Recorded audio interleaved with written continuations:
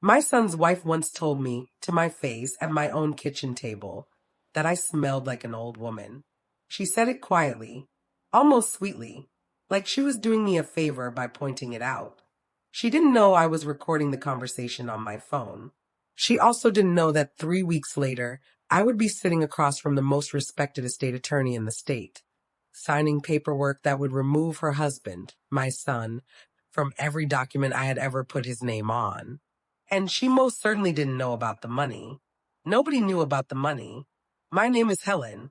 I am 74 years old, and I have been the wealthiest woman in my neighborhood for 31 years. Not one person in my family had any idea, until the day I decided to let them find out. To understand how this happened, you need to understand where I came from. I grew up with nothing, and I mean nothing in the truest sense of the word. My father worked at a grain mill. My mother cleaned houses on the weekends. We had one pair of shoes each. I wore the same dress to school 4 days out of 5 and prayed nobody noticed. I was the first person in my family to finish high school, the first to go to college. I worked 2 jobs to pay for it, waitressing in the mornings and filing papers at a law office in the evenings.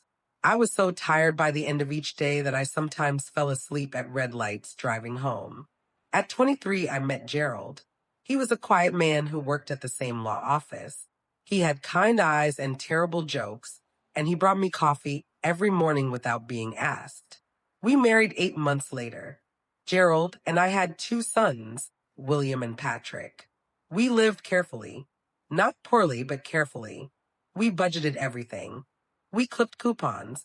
We drove our cars until they refused to start. But Gerald had a gift I didn't fully understand until years later.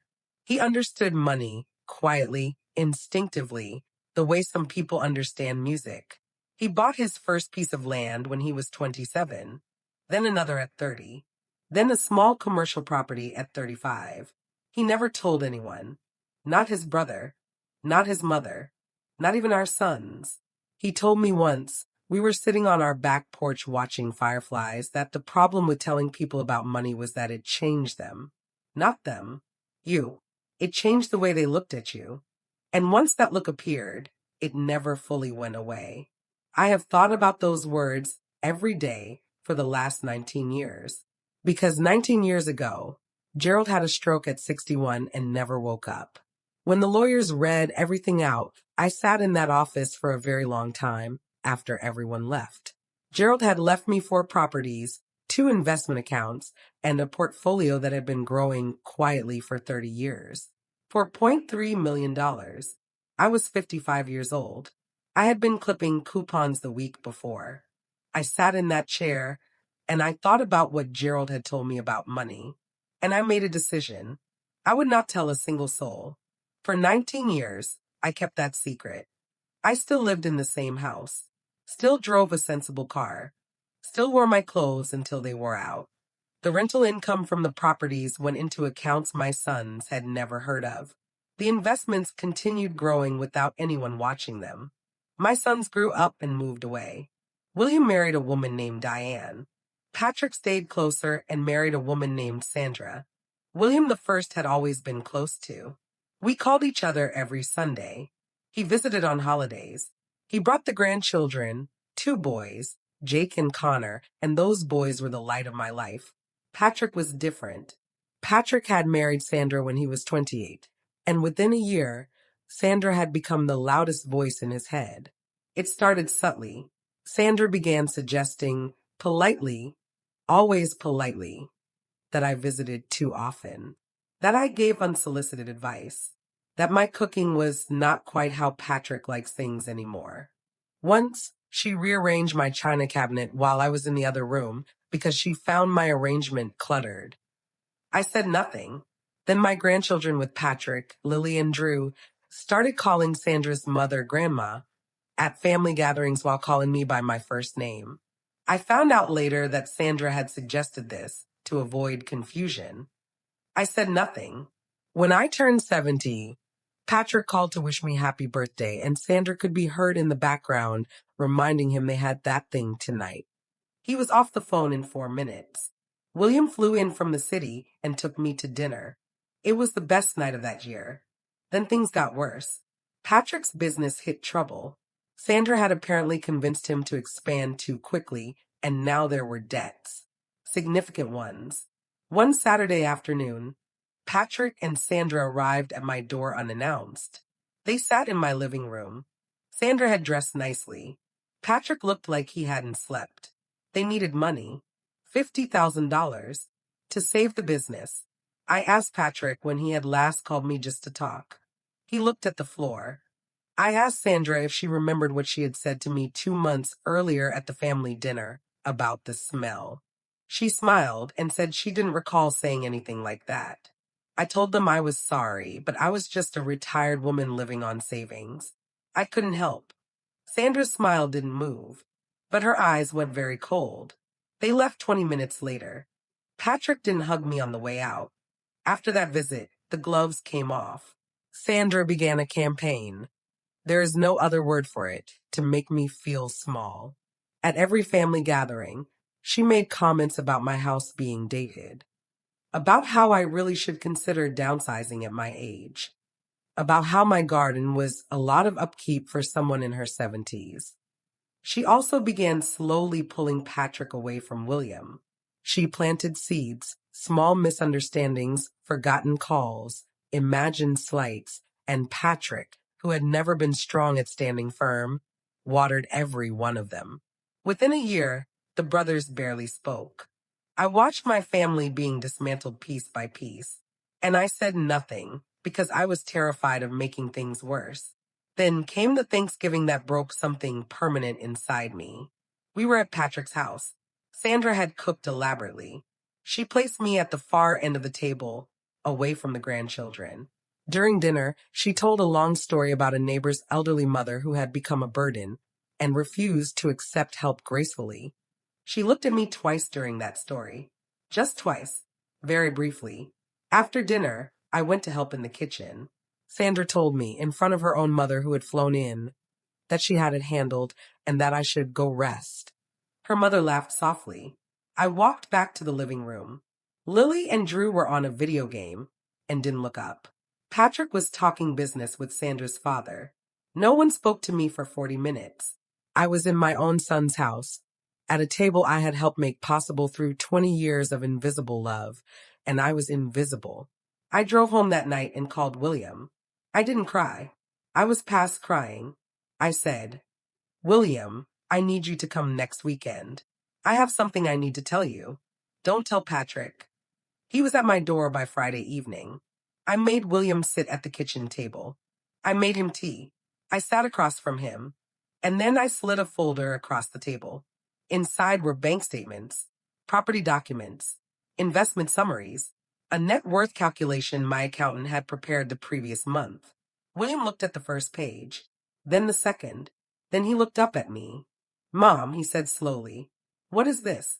That, I said, is what your father left me, and what I have been managing quietly for 19 years. He went through every page without speaking. The number at the bottom of the final page was $7.8 million. Between the original inheritance, the rental income reinvested over 19 years, and the compounded investment growth, Gerald's quiet genius had nearly doubled. William put the papers down and covered his face with his hands. Why didn't you tell us? He finally said. Because your father taught me that money changes people, I said.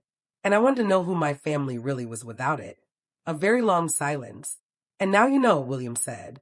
It wasn't a question. Now I know, I said. I told him everything. Thanksgiving, the smell comment, the kitchen, the 40 minutes by the window, the money request, all of it. William was quiet for so long I thought he had stopped breathing. Then he said something I will carry with me for the rest of my life. Mom, I am so sorry. I should have seen it. I let someone come between us, and I was too blind or too cowardly to stop it. I am so sorry. My son put his head down on my kitchen table and wept. I put my hand on his head the way I had when he was small and had nightmares. And I thought, this is why I waited. This is exactly why. We talked until 2 in the morning. Before he left, I told him the rest of my plan. 3 weeks later, I called Patrick and invited the whole family for dinner. They arrived 20 minutes late. William and Diane were already there. I had cooked everything myself. The table was set beautifully with the good china Sandra had once rearranged, quietly moved back to its rightful place years ago. We ate. Sandra made comments about my curtains and the air quality of older homes. I smiled each time. After dessert, I asked everyone to remain seated. I brought out two envelopes from the sideboard. I placed one in front of William, one in front of Patrick. I told them the truth. All of it. Gerald's secret. The properties. The investments. The number. I watched Sandra's face move from boredom to confusion to a very sharp, calculating alertness. When I finished, the room was completely silent. William's envelope, I said, contains the deed to one of the rental properties. It generates steady income and it is his, no conditions, because he has been a son to me in every way that word means. I looked at Patrick, then at Sandra. Patrick's envelope contains a letter. Patrick opened it with shaking hands. Sandra leaned over to read it. It was one page. It listed in careful dated detail every moment of cruelty. The Thanksgiving, the kitchen, the 40 minutes by the window, the smell, the money request, and the lie she told afterward. Every item in a clean, quiet, devastating list. At the bottom it said, I love you, Patrick. I will always love you. But love cannot be given to people who do not handle it with care. I have updated my estate documents. Sandra, you are not mentioned. Patrick, there is a trust for Lily and Drew administered by William, accessible at 25. For you, there is the opportunity to rebuild something real. That door is open, but it opens from your side, not mine.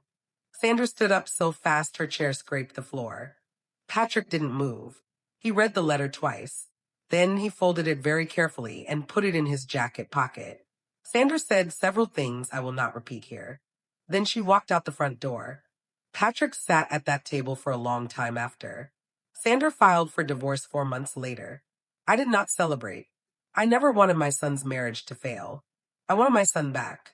And slowly, carefully, that is what began to happen. Patrick called me 2 weeks after dinner.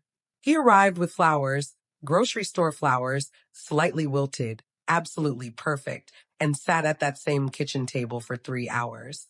Not talking about money, talking about himself, about how he had known for years something was wrong and convinced himself he was imagining it, about how ashamed he was. He didn't make excuses. He said, I chose to look away. That was me, not her. I handed him a cup of tea. I said, then look at me now. He did, and something that had been closed for a very long time quietly opened back up. William and Patrick reconnected the following month. I heard it was a long conversation, raised voices at the start, quiet voices at the end. When the three of us had Christmas dinner, all the chairs were full and the grandchildren fought over who got to sit next to me. I let them fight. I gave each of them a piece of me.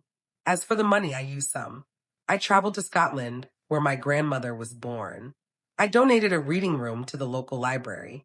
I quietly paid off Patrick's remaining business debt, not as a gift, but as a loan with one condition. He calls me every Sunday. He has not missed a single one. I am not a woman who needed to win. I am a woman who needed her family to see her. In the end, that is exactly what happened. Gerald used to say that the hardest thing about having something valuable was knowing when to reveal it and when to protect it. He was talking about money, but he could have been talking about anything. About love, about dignity, about the deep, unshakable knowledge of your own worth that nobody can give you and nobody can take away. I am 74 years old. I have $7.8 million and a reading room with my name on it and grocery store flowers on my kitchen table every other Tuesday. I have my sons. I have my grandchildren, all four of them, who argue about sitting next to me at dinner. I have Sunday phone calls. There is a woman somewhere right now sitting at the far end of a table, being spoken over, being managed, being made to feel like a problem rather than a person. I want her to hear this. You are not a burden. You are not background noise. You are not a supporting character in someone else's story. You are the reason there is a story at all. Know your worth. Protect it. And when the time is right, reveal it. They will never see you the same way again. Neither will you. If Helen's story moved you, please give this video a like and hit subscribe. We share powerful stories of mothers who rise every single week. Share this with someone who needs to hear it today. And comment below, did Helen do the right thing? Would you have waited 19 years? I want to know what you think.